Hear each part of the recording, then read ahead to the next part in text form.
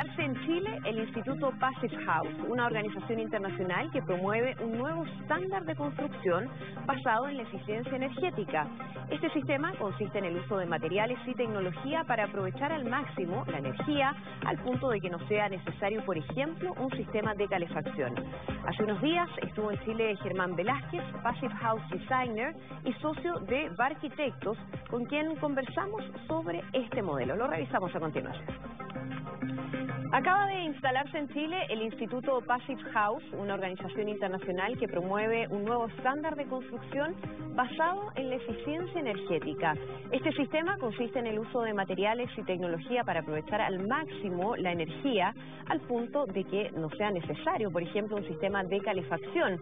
Bueno, queremos conocer más respecto a este tema, para eso estamos hoy con Germán Velázquez, Passive House Designer y socio de Barquitectos, que está de visita en nuestro país. Germán, muchísimas gracias por acompañarnos. A vosotros, un placer.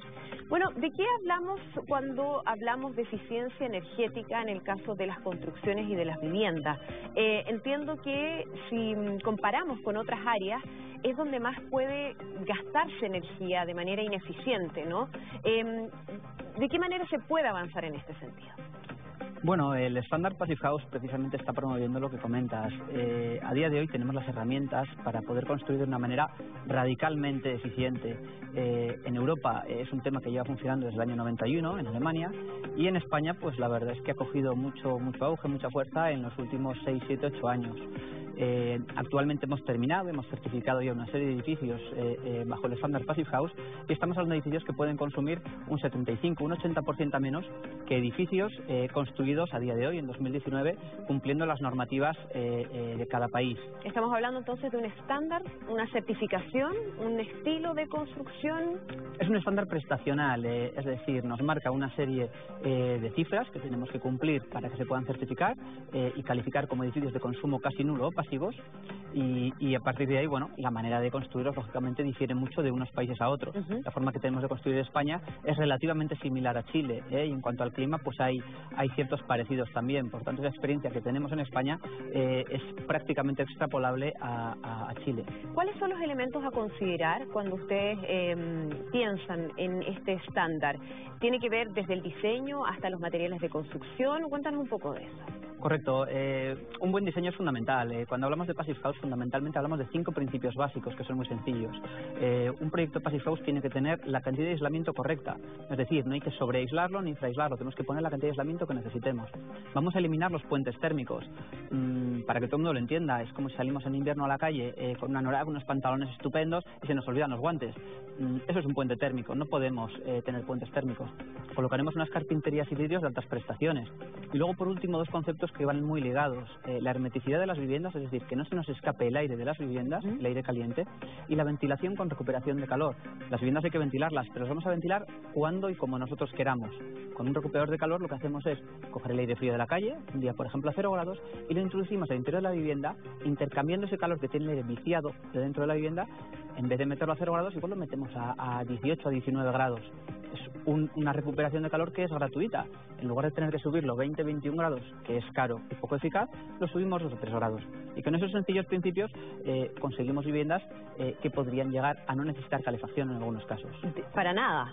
En algunos casos no hemos hecho algunas viviendas sin calefacción, claro, solamente con las ganancias solares y las ganancias internas, es decir, el calor que generan los electrodomésticos, las personas, puede llegar a ser suficiente. ¿Cualquier tipo de vivienda puede tener este estándar? Estoy pensando edificios, casas, oficinas. Sí, efectivamente. Nosotros hemos certificado en España un palacio de congresos, un centro de salud, estamos haciendo un polideportivo. Se puede hacer prácticamente cualquier tipología, pero evidentemente está muy enfocado al uso residencial, que es donde más tiempo pasamos, claro, y es donde en muchos casos es más necesario. Cuando hablamos de pobreza energética, es un concepto que hasta ahora quizás no se había explotado demasiado. Pero es cierto que hay muchas personas que tienen que destinar unos recursos importantes de su economía para poder mantener las viviendas a una temperatura adecuada.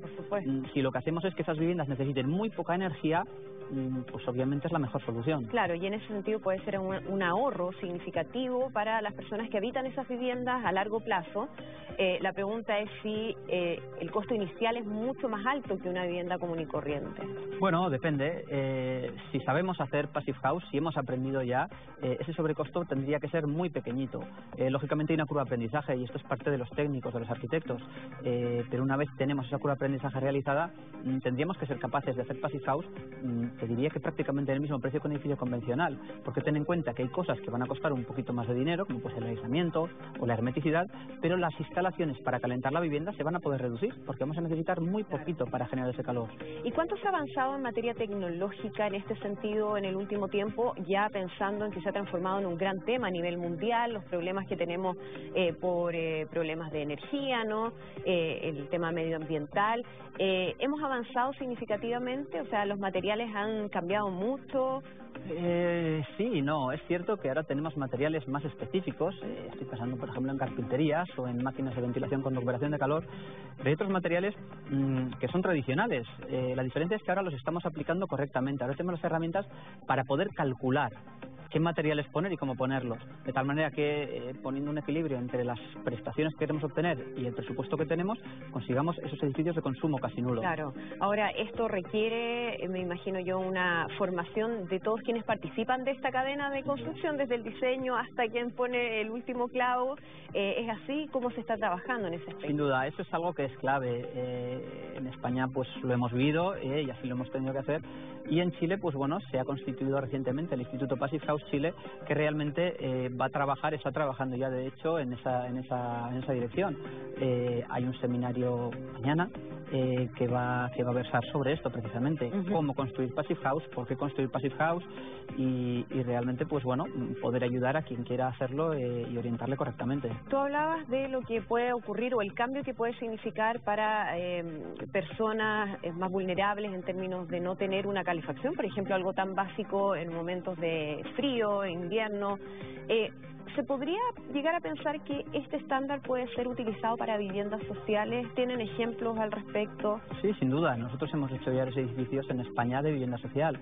La Torre de Bolueta es el edificio del mundo Passive House y es para vivienda social, una parte en venta y otra en alquiler. Para mí no hay duda, es el ámbito en el que más interés tiene Passive House.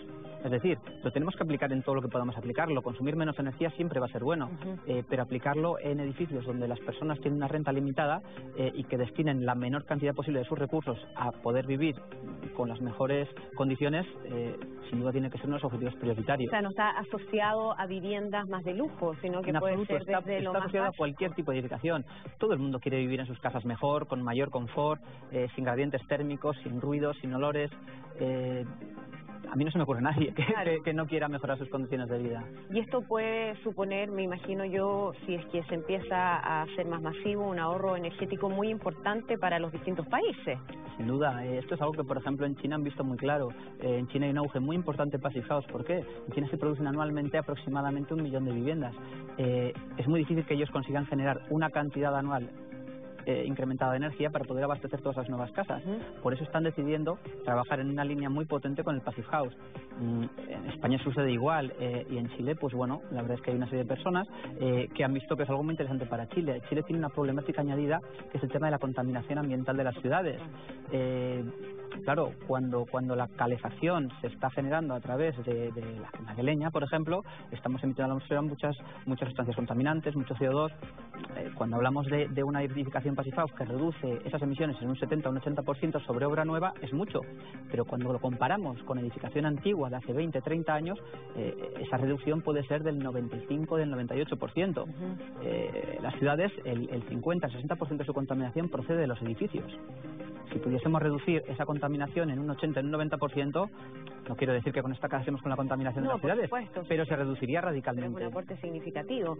Hemos comentado en los últimos días la preocupación que existe por el cambio climático y por el aumento de las temperaturas a nivel mundial. Julio, récord a nivel mundial en términos del calor. Europa lo ha vivido en los últimos días. ¿De qué manera funciona también este estándar para las altas temperaturas? ¿Tiene la misma lógica especial que tiene con la calefacción? ¿Cómo opera? Totalmente. A ver, el estándar Passive House no viene a ser más que construir mejor. Eso es con lo que nos tenemos que quedar. Entonces podemos construir mejor aquí o podemos construir mejor en un clima terriblemente cálido. Sí que tendremos que cambiar las estrategias. No es lo mismo construir en un clima frío, en el que tenemos que protegernos de ese frío y tratar de que nos escape el calor, en un clima cálido. Ahí tendremos que trabajar unas estrategias diferentes. Pero por supuesto, construir mejor da exactamente igual en la localización en la que estemos. De todas maneras. Germán Velázquez, muchísimas gracias por acompañarnos aquí en Mundo Plus Vanguardia. Gracias, muy bien. Un placer.